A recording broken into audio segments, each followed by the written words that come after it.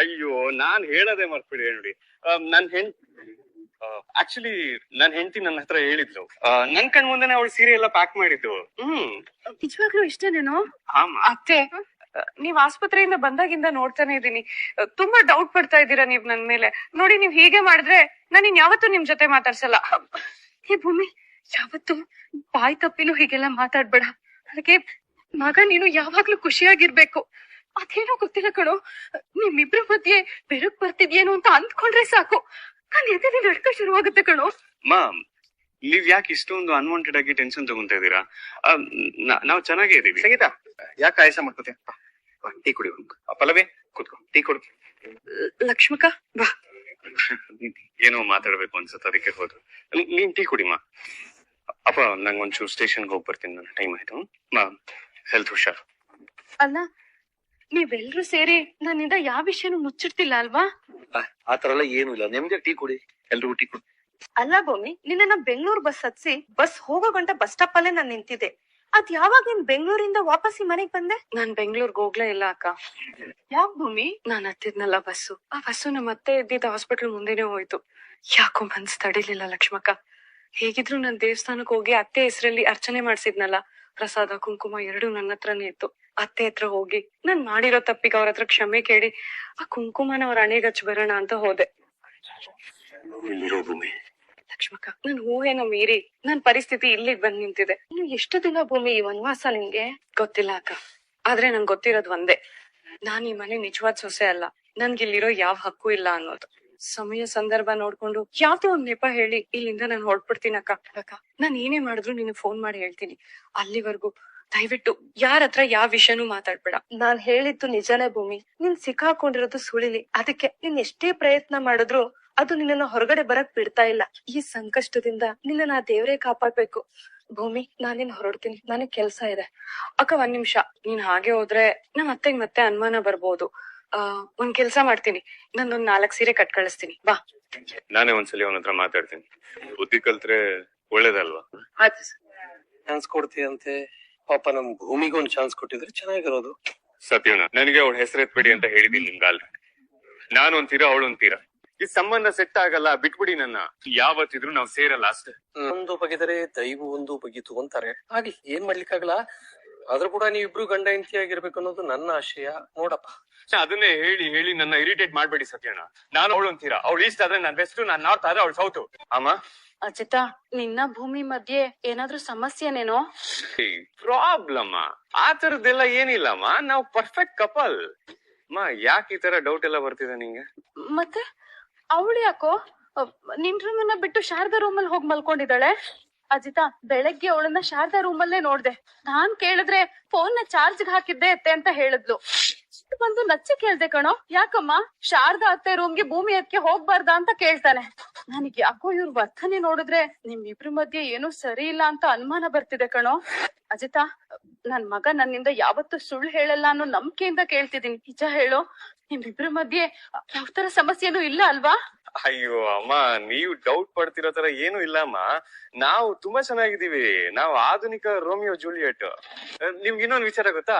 ಭೂಮಿ, ನಾನ್ ಸ್ಟೇಷನ್ ಇಂದ ಬರ್ಬೇಕಾರೆ ಸಾಹೇಬ್ರೆ ನೀವು ಬರ್ಬೇಕಾರೆ ಮಲಗಿ ಹೋಗೋ ತರದ್ ಮಿಸ್ಸೇ ಮಾಡ್ಬಾರ್ದು ಅಂತೆಲ್ಲ ಹೇಳೋಳು. ನಿಮಗ್ ನೋಡಿದ್ರೆ ಏನೇನೋ ಡೌಟ್ಸ್, ಹಾಗೆಲ್ಲ ಏನಿಲ್ಲಮ್ಮ. ನಿಜನೇನೋ? 200%. ಹೌದಾ? ಸರಿ, ಹಾಗಾದ್ರೆ ನೀನ್ ಒಂದ್ ನಿಮಿಷ ಲೈನ್ ಅಲ್ಲೇ ಇರು. ಭೂಮಿ, ನಿದ್ದೆ ಮಾಡ್ತಿದ್ಯಾ? ಇಲ್ಲ ಅತ್ತೆ, ಏನಾದ್ರು ಬೇಕಿತ್ತಾ? ಇಲ್ಲ ಇಲ್ಲ, ನನಗೇನು ಬೇಡ. ನೋಡು, ಅಜಿತ ಲೈನ್ ಅಲ್ಲಿ ಇದ್ದಾನೆ. ನಿಮ್ ರೂಮ್ ನ ಬಿಟ್ಟು ನೀನ್ ಯಾಕೆ ಶಾರದಾ ರೂಮ್ ಅಲ್ಲಿ ಇದೀಯಾ ಅಂತ ಪ್ರಶ್ನೆ ಕೇಳ್ತಿದ್ದಾನೆ. ತಗೋ, ಅವ್ನ ಪ್ರಶ್ನೆಗೆ ನೀನೇ ಉತ್ತರ ಕೊಡು. ಅತ್ತೆ, ಏನ್ ಅತ್ತೆ ಅತ್ತೆ, ತಗೋ ಮಾತಾಡು ಮಾತಾಡು. ಸಾಹೇಬ್ರೆ, ಮನೆಗ್ ಬೇಗ ಬನ್ನಿ. ಅತ್ತೆ, ಮೋಡ ಆಗ್ಬಿಟ್ಟಿದೆ, ಟೆರೆಸ್ ಮೇಲೆ ಬಟ್ಟೆ ಒಣಗಾಕಿದ್ದೆ. ಒಂದ್ ನಿಮಿಷ ತಗೊಂಡ್ ಹಾಕ್ತೀನಿ. ಅಲ್ಲ ಭೂಮಿ, ಒಂದ್ ನಿಮಿಷ.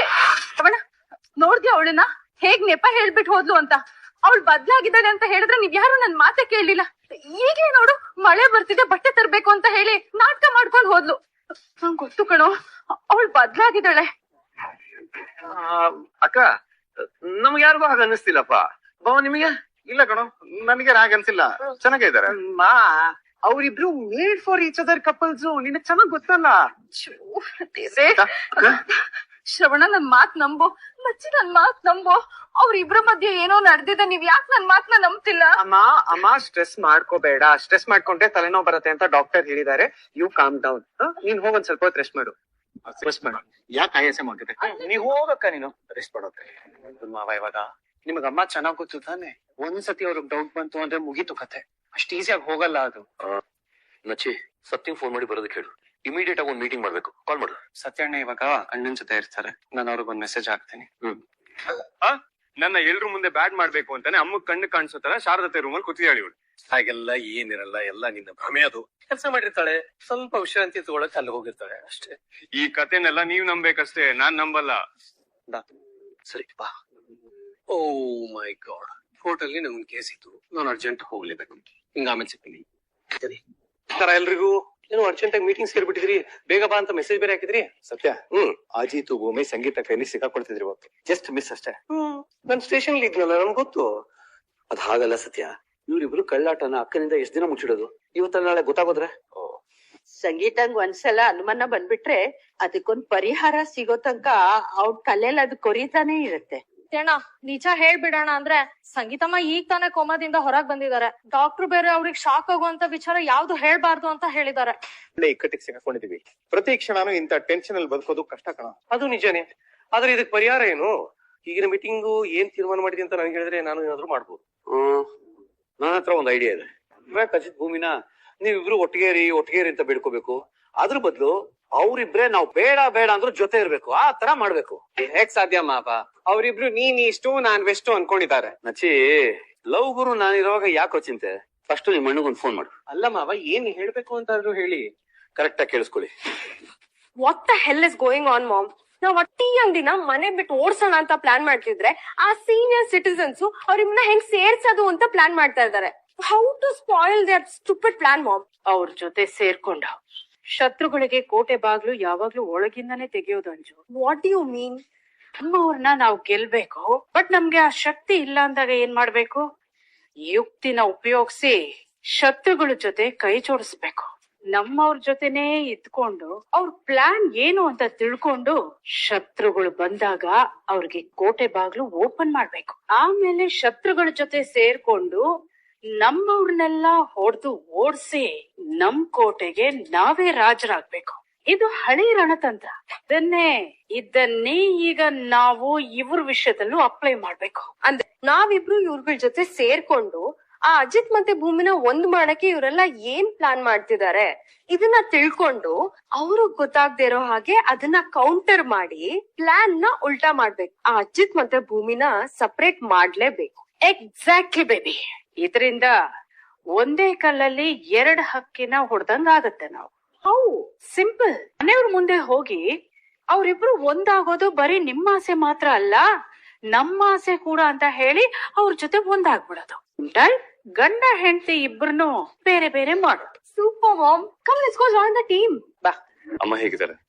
ಆರಾಮಾಗಿದ್ದಾರೆ, ಶ್ರವಣ್ ಮಾವಪ್ಪ ರೂಮ್ ಅಲ್ಲಿ ಇದ್ದಾರೆ. ಅದ್ಭುತ ಅದ್ಭುತ ಅದ್ಭುತ. ಹಾ ಮೊನ್ನೆ ಮಾಡಿದ್ದು ತುಂಬಾ ಚೆನ್ನಾಗಿದೆ. ಇನ್ನೊಂದ್ 4 ಇದ್ದಿದ್ರೆ ಅದ್ಭುತ ಆಗಿರೋದು. ಅಜಿತ್ ಅಣ್ಣ ಭೂಮಿನೂ ಒಂದಾಗ್ಲಿ. 4 400 ಬಜ್ಜಿ ಮಾಡ್ಕೊಡ್ತೀನಿ ನಿಮಗೆ. ದೇವ್ಯಾನಿ, ನೀನು ಅಂಜು ನಮ್ ಜೊತೆ ಸೇರಿದ್ದು ನಮಗೆ ಆನೆ ಬಲ ಬಂದಂಗಾಯ್ತು ನೋಡು. ಏನ್ ಭಾವ ನೀವು? ನಾವೇನೋ ಹೊರಗ್ನವ್ರು ಅನ್ನೋ ತರ ಮಾತಾಡ್ತಿದ್ದೀರಾ? ನಾವೆಲ್ಲ ಒಂದೇ ಫ್ಯಾಮಿಲಿ ಅಲ್ವಾ? ಎಲ್ರು ಒಗ್ಗಟ್ಟಾಗಿರ್ಬೇಕು ಅಲ್ವಾ ಅತ್ತೆ?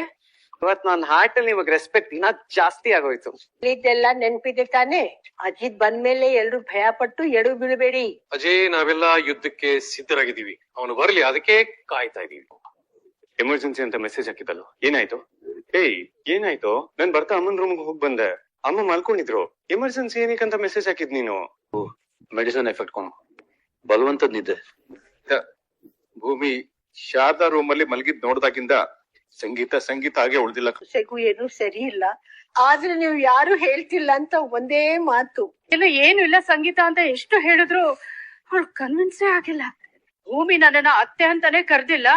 ನಾನು ಕೋಪದಲ್ಲಿ ಕರಿ ಅಂತ ಹೇಳಿದ್ಮೇಲೆ ಏನೋ ಕಾಟಾಚಾರಕ್ ಕರೆದ್ಲು ಅಂತ ತುಂಬಾ ಬೇಜಾರ್ ಮಾಡ್ಕೊಂಡಿದ್ದಾಳೆ.